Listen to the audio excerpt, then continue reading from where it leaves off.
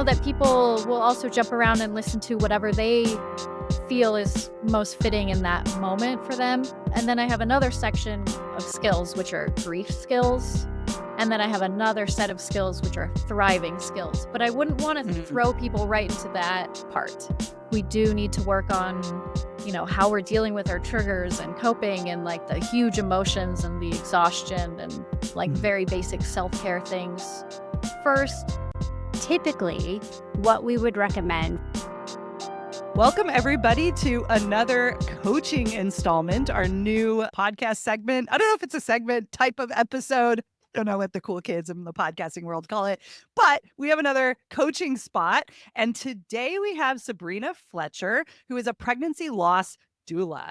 We're really excited to talk with her about getting her podcast really up and running. So this is going to be if you're listening to this and you kind of are like, I have these like tech questions, or I'm private podcast curious, but I don't actually get how it works. I think this is going to be a good kind of intro episode to that. So Sabrina is going to come with her fresh questions, and Nora and I are going to do our best to answer those so she could get her membership site set up on a private podcast feed.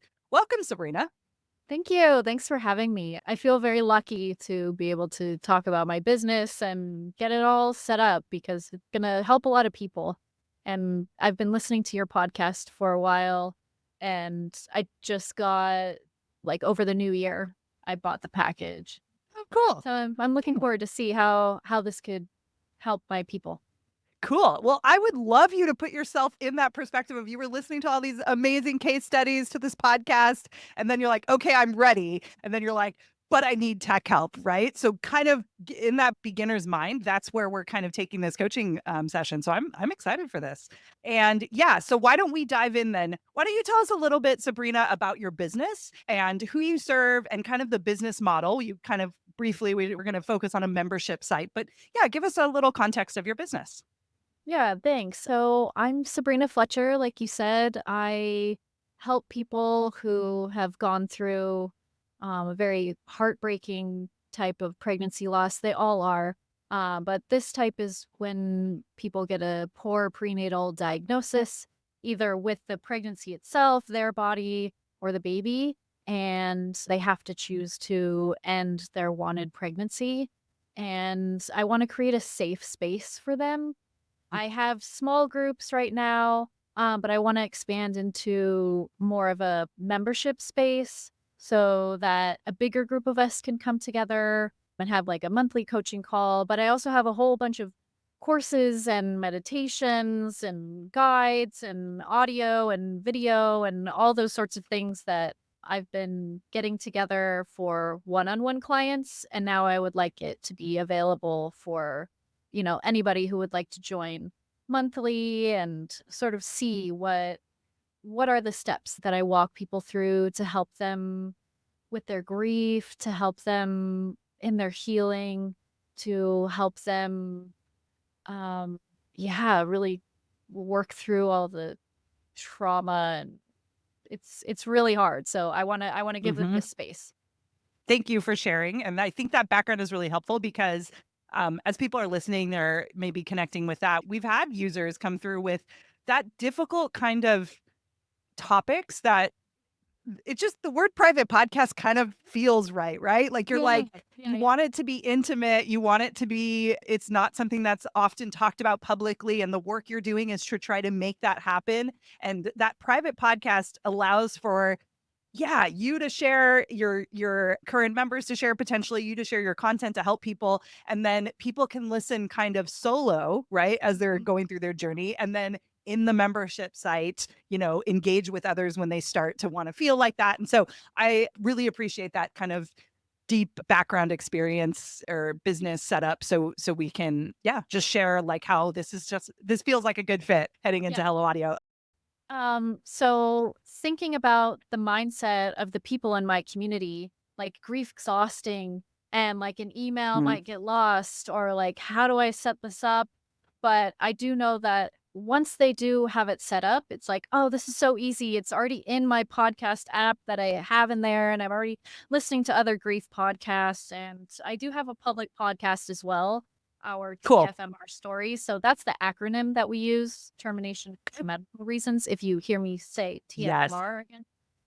So, yeah, and a lot of people find me through the podcast. So I know that they I'm sure. are podcast listeners Yep. and that intimate audio experience, but I want to make it, I guess, what's the tech word that we use? Seamless? That's interesting.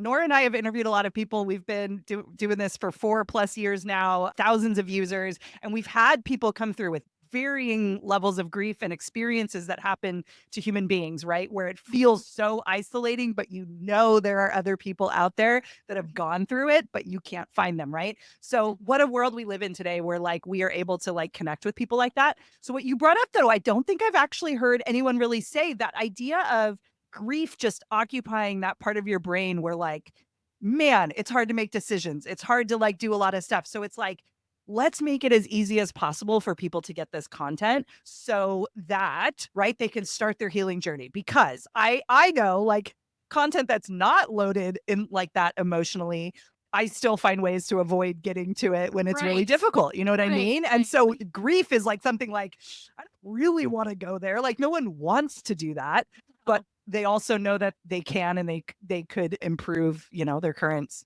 mindset and stuff like that. So I love that you framed it like that because I don't think we've ever had anyone say that. So anyone who's listening who works in the heavy stuff, grief, emotional, trauma, PTSD, stuff like that, anything around this, I think this will be a good episode for you to just be thinking about the way you can think about private podcasts in your business. Okay. I think that's a good frame. Yeah, I think let's start by talking about the feed itself. Mm. So, talking about the content that you're envisioning on this feed, kind of where in the process you're thinking about introducing this feed, like inviting them to the feed. Is this paid? Is it free? Let's give the listeners a little bit of context around the feed itself. Thank you. So I have this overarching framework that I want to walk people through. It starts with survival skills because we're going to need those sorts of things to deal with the trauma and the triggers. So I Mhm. would like them to see those first in the feed. I don't know, but you can also put oldest to newest. Mm. And I know that people will also jump around and listen to whatever they feel is most fitting in that moment for them. And then I have another section of skills, which are grief skills. And then I have another set of skills, which are thriving skills. But I wouldn't want to throw people right into that part. Sure. I think we do need to work on, how we're dealing with our triggers and coping and the huge emotions and the exhaustion and very basic self-care things first. So right when they join in, I don't know, should I send them direct links on that feed or how? Because inside the membership, I'm going to have it set up, as start here. And Sections. then, kind of like step 1, step 2, step Mhm. 3. Those Mhm. those 3 different skill sets.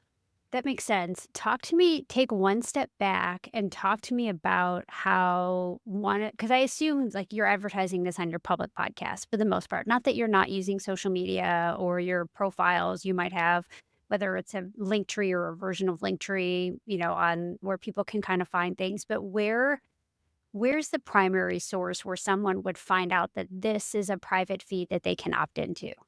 Well, I see it as a feature of the membership. Okay, so they have to buy the Perfect. membership to get access to this. Yes. Yes. Okay, perfect. How are you inviting them to the membership? That would be, like you said, on my public podcast, our TFMR stories. And I also have a free Facebook group.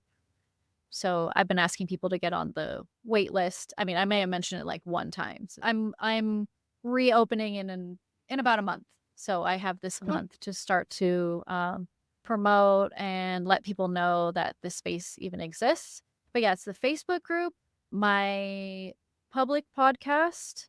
I have an email list, but they're pretty much the same people that are in the Facebook group and Instagram.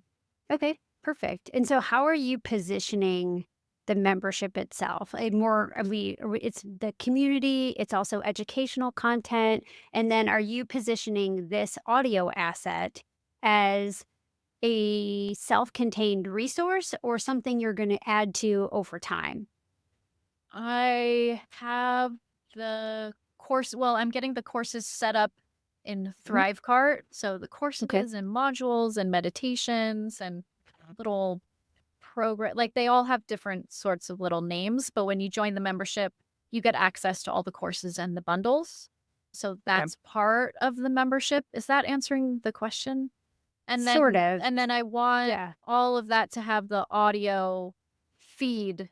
Like, you can access the courses through the Thrivecart portal, through the courses login portal, and or use both, and then also get all of the course audio, all of the modules, all of the meditations on the podcast as well while you're in the membership. And I think that's my tech Okay. thing, where, like, I That's want what I was them. digging in. Yep. Yeah, like, when they join the membership, they're gonna get their login, and then right away, I want them to get access to the podcast feed, the private podcast feed with all the courses and everything.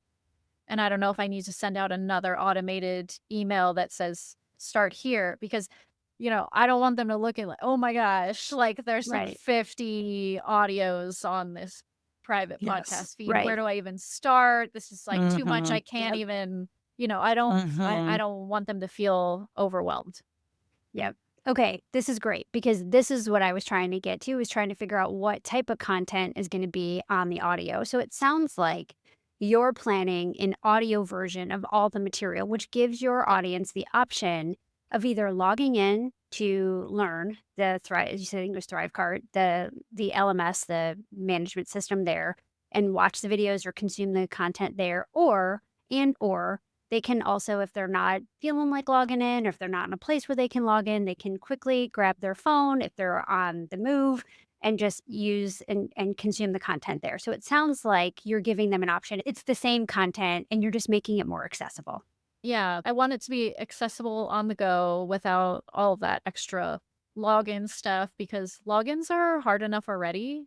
And then, Yeah. Yes. add in the grief and trauma brain, and it's like, login? Like, did I even create that? I don't know what the Mm. password is. What? And Yes. I want Okay. them to get what they're paying for, which is the grief support. Yes. Okay, perfect. Now, typically, what we would recommend for someone who has multiple, we'll call them multiple assets or multiple products. So, whether you have courses, sounds like meditations could be its own thing. So, you could sell, if you think about it this way, if I could sell these things separately, Hmm. right? Now, in your case, you're kind of giving everyone an all access pass to the Hmm. membership, which is fantastic. Hmm. Normally, what we would say to people is if you sell it separately, it should be its own private podcast. That's one option to do it. And here's why: because of exactly what you're saying, which is you might have, let's say, 10 courses by the time the year is over. And you have, whether that's a meditation bundle or you have all these different digital assets, and putting them in one feed could feel very overwhelming and difficult to navigate for the user. Now, some apps can use, what is it? It's not chapters. What's the word I'm looking for here, Lindsay? Is it Seasons. seasons? Thank you. I'm Mhm. like, there's a word and it's not there. But not all apps do.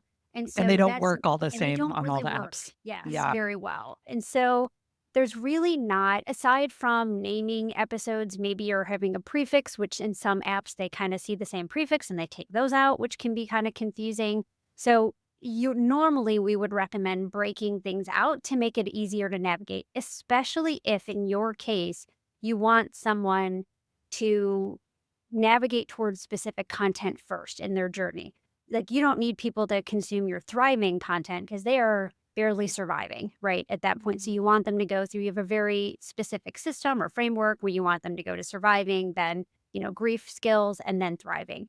Now, you have another option depending on how you sell your membership, and that could be using a drip feature. So we do have the ability to drip content. I personally, I find drip sometimes to be useful when you're trying to limit overwhelm. However, I feel like I'm trying to dictate someone, like I'm throttling someone's content, and I don't Mhm. love it, especially when I don't know, are they literally laying in bed for 8 hours a day?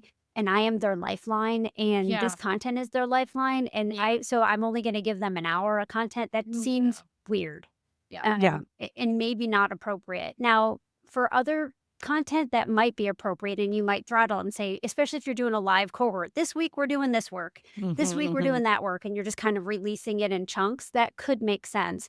But in the case where you're kind of giving an all access pass and all of it exists and you might add things to it, we typically would recommend breaking them out into separate private podcasts. And then you can decide, whether you're giving them access to all the feeds at once and their whole, 9 grid or square of their podcast app. It's all your face and all of your branding, which is great. And then you can kind of give them the roadmap of start here and, navigate. I recommend consuming this content in this order. And maybe you have a different color sequence so that they can follow it. There's certain things you can do to make it easier to visually kind of indicate where to start. That's one option you can do as well. But doing it that way could prevent the overwhelm of, oh goodness, I have all of this content, which is all great, but now I'm even more overwhelmed and I can't figure out where to start. Yeah, I'm thinking of another option. I think I still like this option better, but I want to present you with like some other ways to do it. I mean, and I think I already know the answer because you say you want it to be seamless. There is a world where someone finishes a feed and they sign up for the next one with a button in some capacity. You're just adding that friction. So if you want them to just feel like they open their app and they can do whatever they want and let them kind of guide, and you're their guide, right? But then you're, like Nora is saying, you're not really throttling them because you don't know if they're binging everything and they can literally listen. I'm a binger personally. Like I get stressed out when something's held back from me. Yeah. Even if there's work to do internally, I'll listen to the thriving stuff just so I know where I could end up, even though I'm not there yet. You know what I mean? And then go through and work through. So I just wanted to say there are ways like you could have one feed be this, and then in the learn, it's like, okay, now you're ready for the next feed. Like click here and subscribe again, which most likely would go fine, especially if they got the first feed. But maybe that prevents them because they would have to log into Thrive, like, or whatever your learning management system is, and keep going. Another thing, she could do tags, Nora, where like someone finishes a feed. But again, I don't know. I'm getting the vibe that we can kind of let them do what they need to do based on the type of content you're presenting to them. Yeah, same. I think the other thing you're bringing up too is that this is kind of new. This is a new model. And so we still have some testing to do. Sure. This is an experiment we're running. So carving things out separately could maybe allow you to see which content you might need to pull up to be like an entry point into the membership. Because I will tell you, I mean, there's a lot of wonky stuff obviously happening with the economy and people's tolerance for subscriptions. And so, that kind of stuff is happening. But you might find that one of your digital assets, maybe it's the grief training, maybe it's, survival. Like this is how we're going to get through that's going to be the starting point where people could buy that as like a sample slice, if you will. And then that might be the entry point into the membership, but it'll make it a lot easier for you to sell that independently if it's its own digital asset. Yeah, I actually want to do that. Like, I want to have every separate bundle and course and mini course available for separate sale as well. And I think that's also where like the tech starts to explode my brain. Like, okay, if they're a member, then they get access to everything. But then if Everything. they stop their membership and then they did, previously buy one or two mini courses, I don't want to revoke their access to, the lifetime access that they bought on a couple of those things because they got that access, but now they're not in the membership part, which is fine because, like people will be in a membership until they feel like they're complete or other reasons, all the different reasons.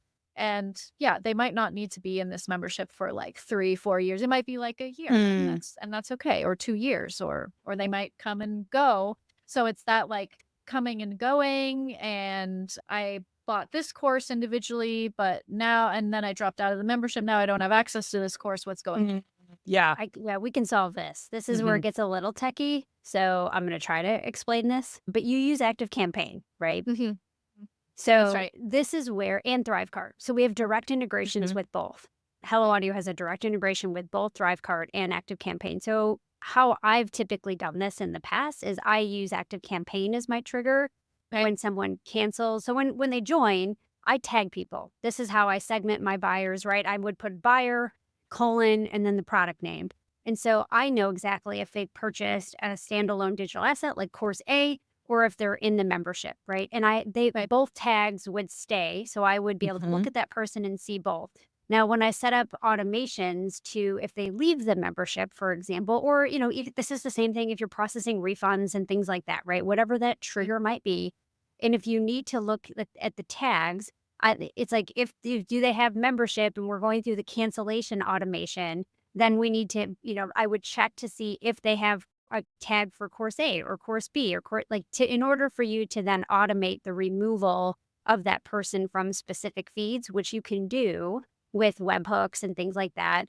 I think that's easier to do when you have tags that are very explicitly stating this person is a buyer of X. And therefore, like if it's a standalone course, then we're not going to remove that access, even if they do leave the membership. So Okay. there's a way to automate taking away access, just like in our system, there's a way when they either purchase through ThriveCart or if they're tagged a certain way in ActiveCampaign, you can automate the access to give them give grant access as well. You can take it away. So both of those can be automated, but I would do that probably through tags and ActiveCampaign because that also is going to drive your communication with your users as well. That I feel like it's our system of record. Like tags have been our system of record when we're communicating with people. And so that's what I would use to drive the automation. Okay. And then that connects back to Hello Audio, the tag in ActiveCampaign. So tags in ActiveCampaign are different than tags in Hello Audio, Mm. but you can use tags and the automation, the workflows in ActiveCampaign as a way to filter and then use webhooks or triggers to remove access to ActiveCampaign. And so tags in each system are different. We don't see tags in ActiveCampaign unless you explicitly tell us to add the tag in Hello Audio, which you can do. But in that case, I would just be using tags to see who I need to give or remove access to and from. Okay, so you said there were tags, webhooks, and there was one more thing. Triggers. Triggers. Yeah. We have help docs for this. So maybe in this episode we can link to help docs if someone's like, "Oh, I use ActiveCampaign. Cool." So we can link to directly to the help docs for you as well. It's like specifically set up for how to add and remove users using ActiveCampaign in our direct integration.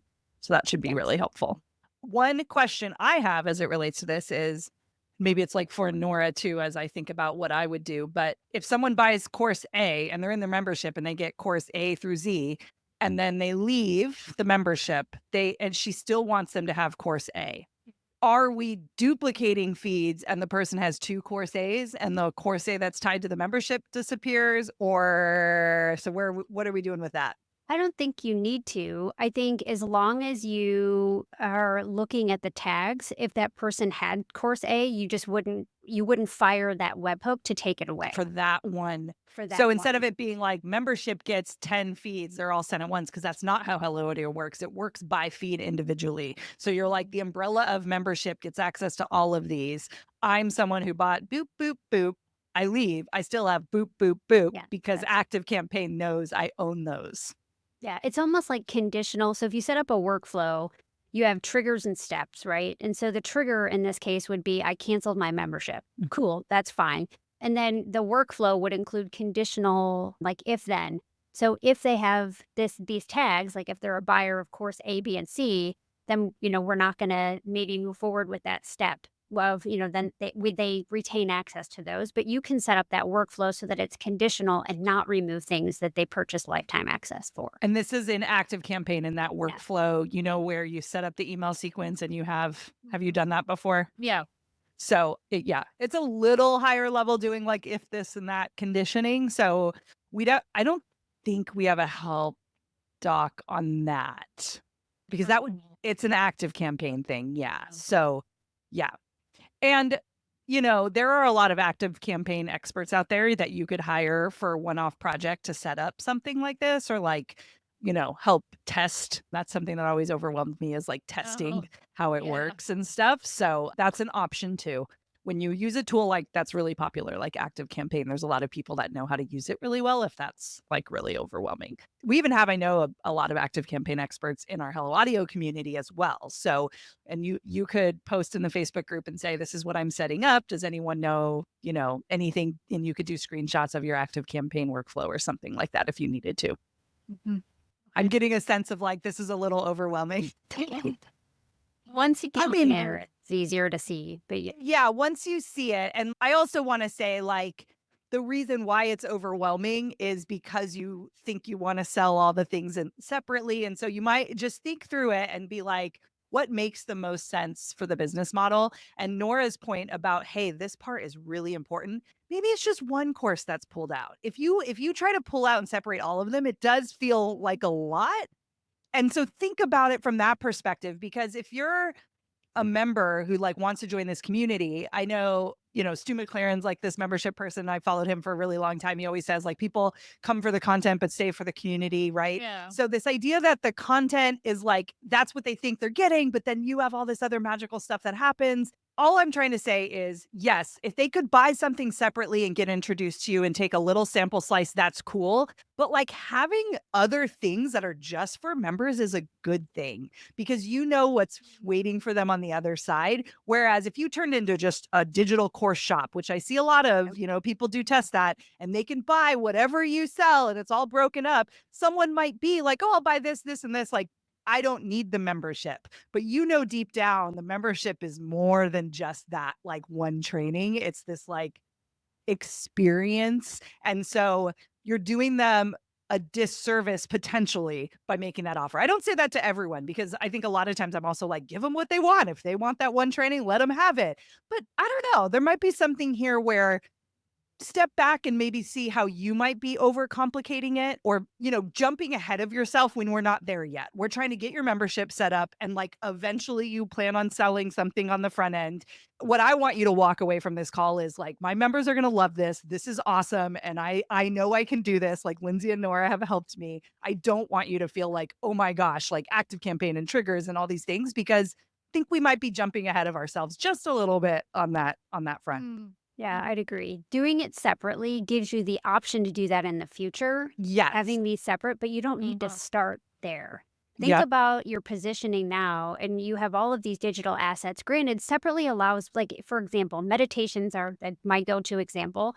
If I'm going to bed at night and I want a meditation to go to sleep, I'll be damned if I'm going to go into some private podcast feed and scroll 100 just to Mhm. find that one sleep I'm not going to do it. I'm just not. I'm tired, like Mhm. I just, but if I had a feed that was specifically for meditations and I knew exactly when and there was 10 in there, great. Now I can easily find it.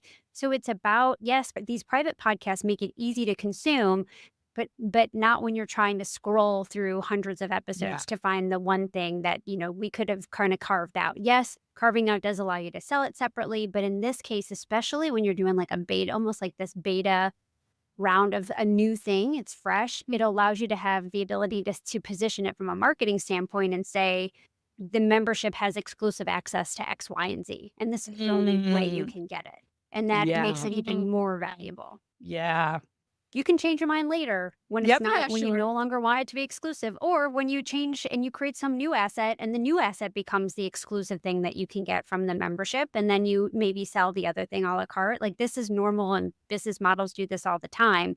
But when this separate private podcasts give you that flexibility for later on down the road for you to make choices instead of tying you into and your One users feed. into everything in one feed. Yep.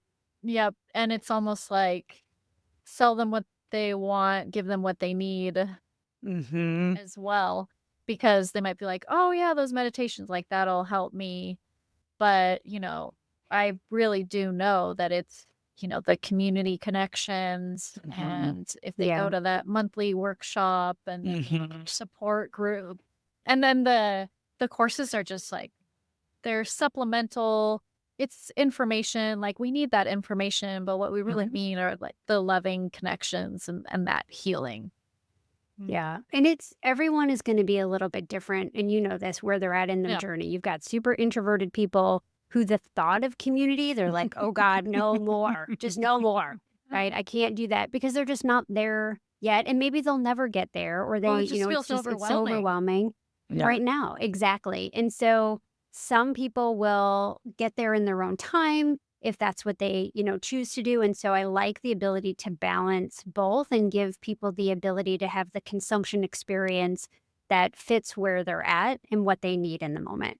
Mhm. Mhm. Yep, and I think the audio private podcast feed is also a way to interact with the live workshops, but in a more private way. Hmm. You don't have to go live. You don't Hmm. have to, like, connect through your IP, that those are things that we are having to think about. Yeah. It's Now. true. Yep. Even Yep. showing up on camera. And then for a lot of Hmm. women, we have, all the people pleaser and all the things. And then we feel guilty that we're not sharing our camera and we're weird about it. And what are people thinking because I'm not sharing my camera? So it's like this whole layer on layer on Hmm. layer that Hmm. you've just eliminated. And you're able to just focus on what really matters, which is the content. Okay, so I'm hearing that I may need to upgrade to have all the multiple feeds because right now I only have 3. Okay. Okay. So you're on For that, pro. well, yeah, that pro, and then the next plan is what? Powerhouse. I don't know why in my head I couldn't find it. So let's Powerhouse. talk about that though. Hmm. Okay, Hmm. so let's talk about the cost of your membership because Mhm, you should be able to pay for Powerhouse with only a couple purchases. mhm. So what are you charging for your membership? Mm, I'm thinking around $30 a month. Okay, It's not bad. that's not bad. So Hmm. it could be roughly 3 people that join your membership and it ultimately will pay for Powerhouse. Mhm. Well, and my one-on-one private will also have Sure. private clients will have access to it all as well. They Nice. kinda get, So like, complimentary membership I like that. access because they're my higher level one-on-one Hmm. clients. that makes sense. Now, we do have people that have one that on Powerhouse that do one-on-one consults, coaching, therapist sessions, and when they do the one-on-one, they actually provide a one-on-one feed. So it's a Mhm. personalized Oh. feed for that person with their Yeah. recordings. And Powerhouse, because it's an unlimited feed plan, gives you that ability to add that to that person's it makes the offer even more enticing because we've all been on calls with folks that are they drop gold, right? And then Right. we're in that Yeah. moment and we couldn't maybe not receive all of it and we needed to take a Hmm. step back and listen to it again and no one's Mhm. watching the Zoom recording to do that. No. Mhm. Or it's a lot, like, it's a lot Mhm. of information to take in if you're dealing with PTSD and depression and a Yep. whole bunch of other things that go along with baby loss. Hmm. So to be able to Yeah. listen to it again, um, Easily. Yeah. although I do wonder about privacy. Yes, it is a private podcast. How do therapists, like with HIPAA and stuff, how are they navigating that? It's no different than sending someone a unique link, even if they put it in a membership or something and only they have access to it, because the way private podcasts work is when you add someone to that feed with their email address, it generates a unique RSS feed link that is Mhm. tied to their email address. And you can set it so once that person clicks the link and picks their podcast player of choice, whatever one they love listening on that to podcast on, that link dies. So even if someone else clicked on that link, it would it wouldn't go anywhere. It would just be only for that person. No one else has access to it. No one else, it's not searchable on any Hmm. engines. Now, the one thing you do need to keep in mind is Spotify does things a bit differently. So on Hmm. Spotify, you can search if you choose, and that's why we have it in our system as a choice. It's not by default public. We Yeah. do not publish private podcasts to Spotify for this reason. You have to make the Mm. choice to do it because Spotify will allow the general public to search and it'll come up in search results, but you won't be able to play the content without a code to unlock it. However, you can see in Spotify the show notes. So if you put any resources or Mhm. things like that in show notes, people would see it, which is why for people that have premium content like courses and things like that, they just choose not to use Spotify for that And for a reason. one-on-one person, They that in person could easily, or you could name it something Yes. super weird, like that's the other Right. part. It's like, you don't have to call it like Lindsay Padilla, like, like Session. TFMR, like sessions, this date. It could be just like, yeah, like iced coffee. And then, right. I Like don't you know, guys that have sounds good right now. right. Right. So, but yeah, I guess to Nora's point, the other part is if someone's leery about it, obviously you could just say like, this is something I offer people. You don't have to have Mhm. it, but Yeah. here's how it No. works. Right. And like my clients love it because of X, Y, and Z. They can listen to it and it is just for you. You're the only person that can listen to it. It would be the same as sharing a recording after over email potentially. So I think if someone is worried about emails, stuff being transferred over email, yeah, maybe it isn't the right choice for them. And like you're saying, we're entering this political climate where choices around this kind of stuff, as sad as it is right now, like, knowing this kind of stuff and having that information out there could be something that is dangerous. So I think it is important that you are able to explain exactly how it works and then give people the choice to not, obviously, like, be associated with any private podcast if they don't want to. If that makes Mhm, sense. mhm. So And like it's only Spotify. Only Yep. no one would ever Spotify, see it. nowhere else. Yeah. And so Nowhere like, else. no, nowhere else. And so literally every feed will say, do you want to also put this on Spotify in Hello Audio? And you could just never touch that and And don't never do even it. give that as an option to any of your people. I would like to use that platform. Yeah, you Are could. are You could you all use it for sending them your emails like, "Don't do that"? No, it's the way their whole thing is set up is Their like tag so setup. different. Yeah. Like, yeah, I would just think about it from the perspective of like, you could have Spotify with your main course content. We're talking about anonymity of your Yeah. members, right? And so if you don't put any coaching calls over there or not coaching calls, your workshops, anything where anyone would identify themselves, but it's your teaching content. I mean, that's a way technically someone could find out about your membership. Like they wouldn't be able to click on anything because you wouldn't have any links to anything. But yeah, just thinking about it from the anonymity perspective. And I would be, you might have to think of a little bit if in the workshop, if people are sharing stories and stuff like that, you might have to get clearance because that feed does go to other people that you don't know. And I mean, that's the world we're in right now too, with like AI transcribing calls on Zoom. Like I think a lot of people are like not totally sure exactly how all of this is working. So, just something to consider as you think about what type of content you put in the podcast, and understanding how it works, I think is important. But it's not shareable, to Nora's point. Yeah. What I've done before with live, even sort of Mhm. webinar sorts of workshops, I do the teaching part or whatever, my slides or whatever I'm presenting. And then if people do want to speak while it's recording, before I even start the recording, I say, this will be recorded. This will Consent. be Yep. Perfect. released." Yeah. And I will also stop the recording at some point for private, unrecorded sharing. Totally. Yep. I think that's great, which is an incentive to come to the call too, like live. Yeah. Do we have other outstanding questions based on what we've talked about today? Anything else? Maybe a pricing question around what you all have seen is working with memberships. I know it's so unique and it's going to depend. That's always kind of the Yep. answer, right? But what are you seeing from behind the scenes with some of your people who are working with the membership model and also have a private podcast feed? Gosh, there's a lot. I'm thinking of Andrea Crowder that Yeah, has the sure. audio only Mhm. membership. Do you remember her price point? Was it 47? It's like 40 or maybe 50 something, but yeah, I don't know if it's like annual versus monthly, something like that. And all it is, the only thing about the membership is her recording podcast that she sends to these members, and they have a Voxer channel, I think, that they all connect on. That's it. Telegram, something like that. Yeah. Something like that. Completely delivered, and people love it. So I think Nora brings that up because, like, it's not the content. It's not, it's kind of like one of those things of like thinking about that person, what they are probably also subscribing to, what they're looking for. I think what's cool about the way Hello Audio works versus something like Patreon, I think there is this sense with the Patreon space that like it's $5 for like an extra private podcast feed or something. But what you're doing is creating this whole community and this membership, and it's a bigger experience than just this feed. And so I think we are seeing a lot of our users definitely shy away from a super low price point product. Also depending on your goals, my big thing with pricing and your own business is like you want to price it in a place that feels good, where you're not like resenting showing up because you're like, oh man, I have 3 people and I'm charging $7 and this is $21, because it's a lot of work.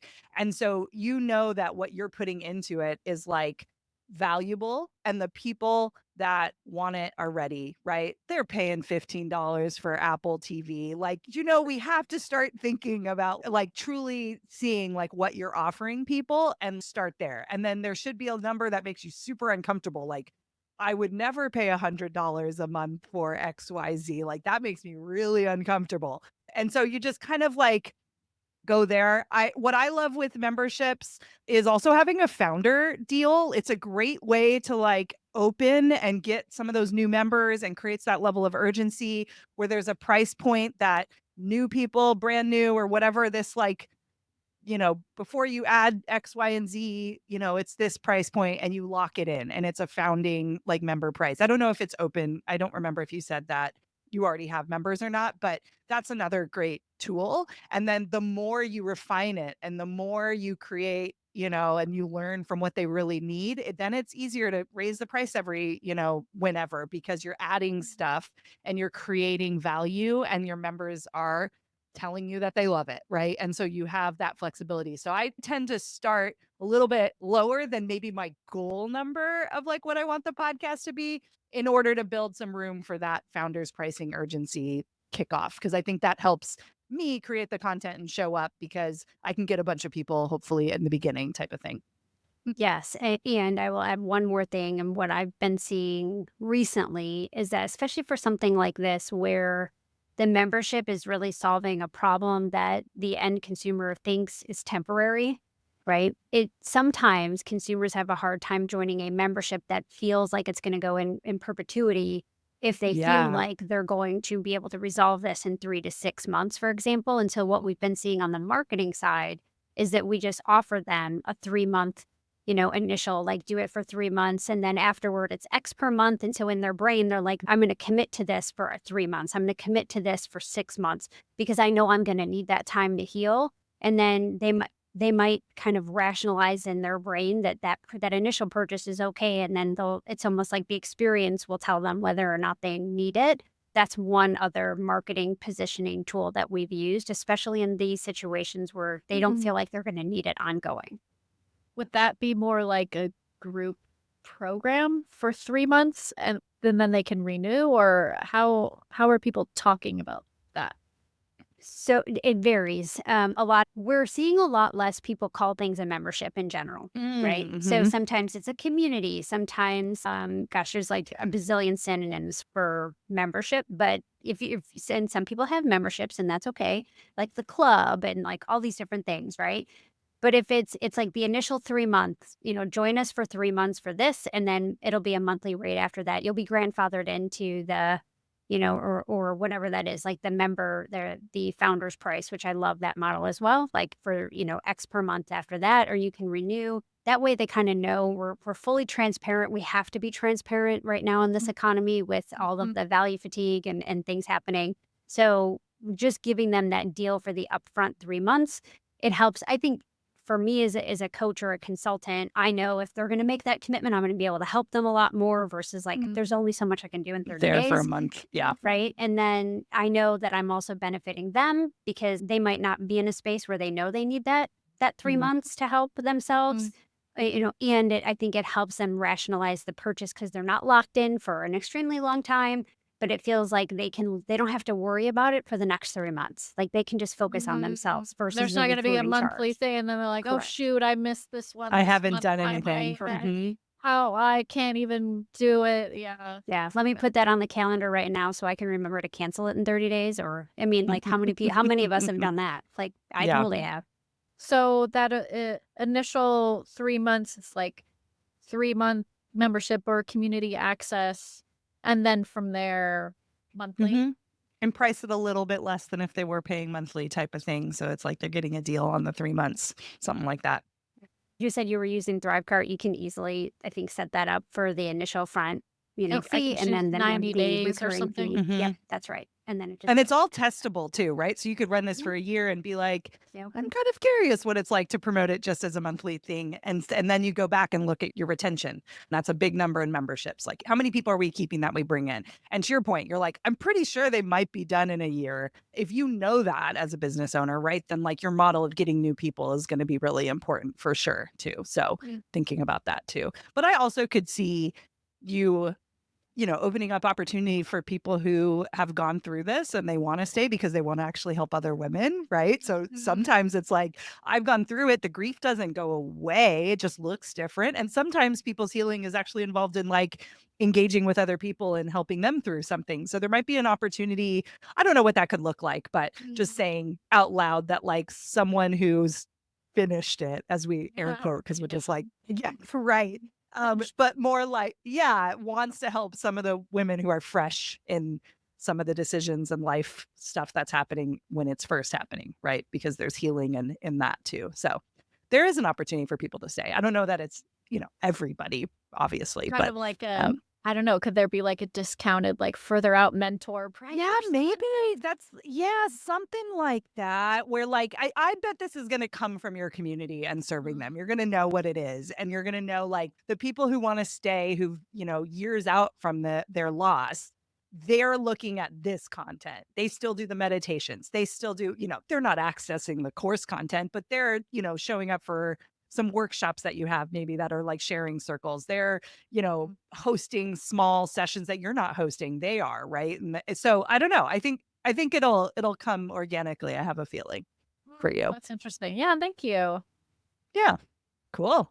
Well, I think this wraps us up at least for today. And we would love to have you on a coaching call if we have some other nitty-gritty stuff to go through as you start implementing. And yeah, we're excited. Keep us posted on how the membership goes. And we're definitely here for any questions and follow-up. Yeah, and I would love to have anybody who needs this type of community, this type of support, to come and find us. Like we're out here, we're here, and we support each other. So it's going to be available at the tfmrdoula.com/join. Awesome. Thank you so much. And yeah, we'll have all the links in the show notes for everyone listening as well. So thank you, Sabrina. Thank you. And there you have it, audio heads. Another episode of Launch a Private Podcast is in the books. I hope you're leaving today feeling even more ready to amplify your voice and connect with your audience in meaningful ways. The adventure continues in our next episode with even more insights, strategies, and inspiration to help you along your own private podcasting journey. Of course, make sure to check out helloaudio.fm to start your own private podcast. And remember, you've got amazing content that needs to be heard. So let's turn the volume up. Until next time.